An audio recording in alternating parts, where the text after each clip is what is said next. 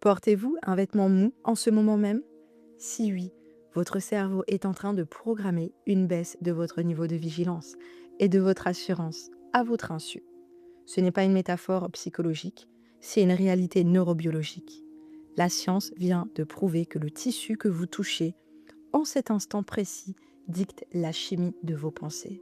Regardez-vous là de suite, au moment même où mes mots arrivent dans vos oreilles. Comment êtes-vous habillé? Quelle est la texture du tissu qui touche votre peau à cet instant précis? Est-ce que vos épaules sont relâchées ou est-ce que votre corps est discrètement comprimé, avachi ou au contraire figé dans une armure trop rigide? Et si votre tenue était le véritable coupable de votre fatigue en fin de journée? Bienvenue dans le podcast des Marmites Nomades. Cette semaine, j'ai envie de décoder avec vous un phénomène presque invisible, une scène que nous avons tous vécue sans jamais réussir à mettre des mots scientifiques dessus. Imaginez une pièce. Une femme entre. Elle ne dit rien. Elle ne fait rien de spectaculaire. Elle n'a pas mis de couleur criarde. Elle ne cherche pas à capter les regards. Et pourtant, tout le monde la remarque. Il y a autour d'elle une présence, une densité, une forme d'assurance silencieuse qui s'impose à l'espace. Quelques jours plus tard, vous croisez la même femme. Même visage, même compétences, même identité civile. Mais cette fois, elle passe presque inaperçue. Son regard est un peu plus fuyant, ses épaules sont légèrement rentrées vers l'intérieur, sa tenue est plus molle, plus effacée. Qu'est-ce qui a changé en l'espace de quelques jours? La réponse intuitive qui nous vient à l'esprit, c'est son énergie. Mais qu'est-ce que c'est scientifiquement que cette énergie? Pendant des décennies, on a cru que le charisme ou la présence étaient des données magiques, innées. On est avec ou on est sans. Mais les neurosciences viennent de prouver exactement le contraire. Cette énergie ne vient pas des profondeurs mystiques de l'âme ou d'une quelconque spiritualité New Age. Elle se construit, elle se co-construit même en temps réel, de l'extérieur vers l'intérieur, par un mécanisme neurobiologique ultra spécifique. En psychologie cognitive, on appelle cela l'interaction somato-psychique. C'est le fait que l'esprit n'est pas le seul chef à bord. Notre corps influence notre système nerveux central et ce que l'on porte influence directement notre corps. Pour comprendre ce qui se joue au moment même où vous m'écoutez, il faut analyser deux concepts scientifiques majeurs. Le premier, c'est la théorie de l'auto-perception. Notre cerveau est un détective paresseux. Il passe son temps à observer nos propres comportements et nos propres indices visuels pour en réduire notre état d'esprit. C'est ce qu'on appelle un mécanisme de rétroaction descendante. Quand vous apercevez votre reflet dans une vitrine ou un miroir, votre cerveau traite l'image en quelques millisecondes et applique un schéma d'assimilation conceptuelle. S'il voit une silhouette soignée, structurée, il se dit tiens, je ressemble à quelqu'un de légitime et de performant aujourd'hui. J'en déduis que je dois agir comme tel. Mais le deuxième mécanisme est encore plus physique, presque organique. C'est ce qu'on appelle l'embodied cognition, ou la cognition incarnée. Là, on quitte le mental pour entrer dans la proprioception et la neurohaptique.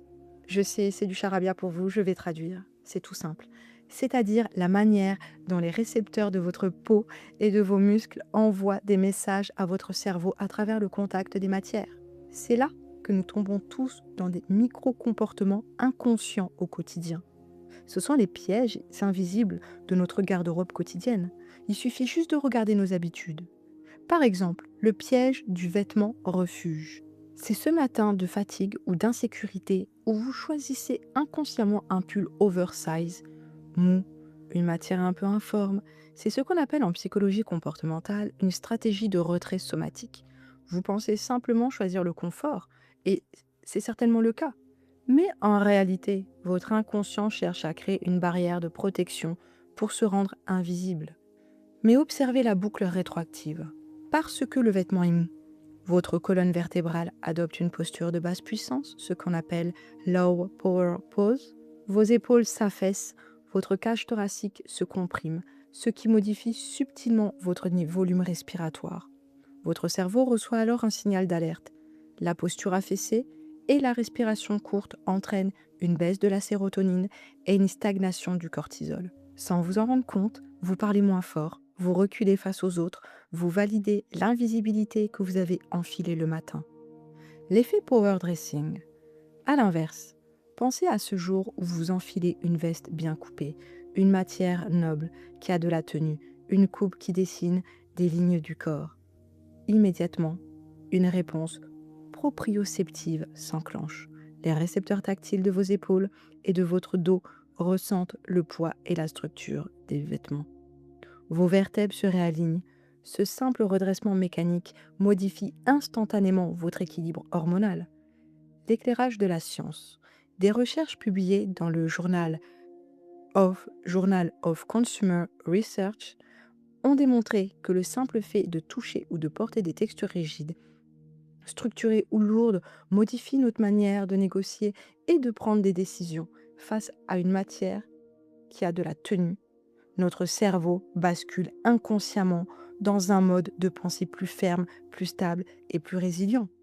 Souvenez-vous, rappelez-vous, dans l'épisode numéro 1, on avait déjà évoqué l'histoire avec la blouse, ce que les recherches ont démontré.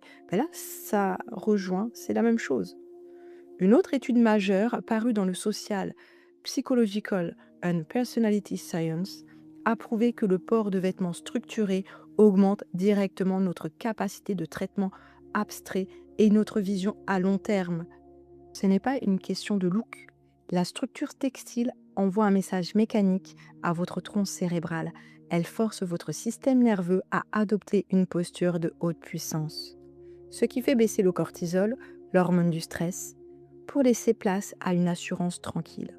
Ce n'est pas de la magie, c'est de l'endocrinologie appliquée. Et c'est ici que se produit la prise de conscience majeure de notre épisode. Le monde de la psychologie de comptoir nous répète une erreur monumentale. On vous dit « Attends d'avoir confiance en toi pour oser porter cette couleur. Attends de te tenir légitime pour habiter ce style. » C'est un non-sens biologique. Si vous attendez que votre esprit change par la seule force de la pensée, vous risquez d'attendre toute votre vie. Pourquoi ? Parce que le cerveau est prisonnier de ces boucles de rétroaction neuronale négative et il reproduit ce qu'il connaît pour économiser l'énergie. N'oubliez pas, on l'a déjà dit, le cerveau est paresseux. Le cerveau va toujours nous faire avoir des comportements qui amènent le moins de friction possible. La science nous prouve qu'il faut inverser le processus. Il faut utiliser le vêtement comme un cheval de Troie psychologique. Vous devez hacker votre système nerveux par le corps. En changeant l'enveloppe physique, en adoptant la structure de la femme ou de l'homme que vous voulez être, vous forcez le cerveau à aligner ses pensées sur la réalité matérielle de votre posture. On ne pense pas à sa transformation, on l'incarne mécaniquement. Alors, regardez-vous à nouveau la tenue que vous portez en ce moment même, là, sous vos yeux. Est-ce que c'est une tenue qui prolonge une habitude de discrétion et de retrait, ou est-ce que c'est une tenue qui soutient votre ambition intérieure, qui incarne ce que vous êtes actuellement? Ou est-ce qu'elle est nourrie de votre fatigue, de votre colère, de votre peine et encore plein d'autres choses? Ou est-ce qu'elle stabilise votre présence? Ces mécanismes sont si subtils qu'on ne les remarque jamais. On accuse la météo, la fatigue, la mauvaise humeur, alors que le coupable est parfois simplement suspendu sur un cintre depuis ce matin. Avant de nous quitter, aujourd'hui, j'aimerais vous laisser sur une autre expression que nous connaissons tous, mais que nous regardons souvent à l'envers. Oui, je sais, vous allez me dire, Eliani, t'arrêtes pas avec les dictons ces temps-ci. Mais je trouve ça intéressant. On dit souvent que tout ce qui brille n'est pas de l'or, pour nous avertir des apparences, des illusions, de la superficialité. Mais si on poussait cette vérité à l'extrême, la réalité, c'est que notre cerveau est câblé pour aller vers la lumière. Si vous enfermez l'or le plus pur dans votre âme, de vos compétences ou de votre bienveillance dans un contenant terne, effacé ou négligé, personne ne viendra jamais creuser pour le découvrir. L'habit ne fait pas le moine, mais on l'a vu, on reconnaît le moine à son habit. De la même manière, l'énergie que vous projetez à travers votre structure matérielle n'est pas une illusion superficielle, c'est le signal qui autorise le monde à avoir votre propre valeur. Et je dirais même que des fois, oui, c'est vrai, c'est bien d'avertir sur les apparences, les illusions, la superficialité. Mais parfois, au niveau stratégique, il faut utiliser cela pour pouvoir incarner ce que l'on veut être. Si vous refusez de briller par peur de déranger, Vous condamnez votre or intérieur à rester dans l'ombre. Ne cherchez pas à être superficiel, cherchez à être aligné. Donnez à votre corps la matière et la structure qui crient votre valeur, pour que votre esprit n'ait plus d'autre choix que de s'élever à sa hauteur. Je ne vous parle pas d'atteindre une perfection stylistique et de jouer un rôle superficiel. Je suis moi-même en pleine exploration de cette cartographie somatique, mais je refuse désormais de subir mon dressing. Et ça, c'est quelque chose qui est intéressant parce que on l'explore au final quasiment toute notre vie, puisqu'on évolue, nous devenons au fil du temps d'autres versions de nous-mêmes. Donc c'est, je trouve, un sujet intéressant et c'est quelque chose qui ne finit jamais. La question du matin, quand vous ouvrez votre placard, ne doit plus jamais être comment je me sens aujourd'hui. Parce que si vous êtes fatigué ou anxieux, vous allez choisir un vêtement de fatigue ou d'anxiété qui agira comme une encre et vous emprisonnera dans cet état pendant 12 heures. Donc la vraie question, celle qui est consciente, la formule magique, on va dire, c'est qu'est-ce que j'ai envie d'incarner aujourd'hui?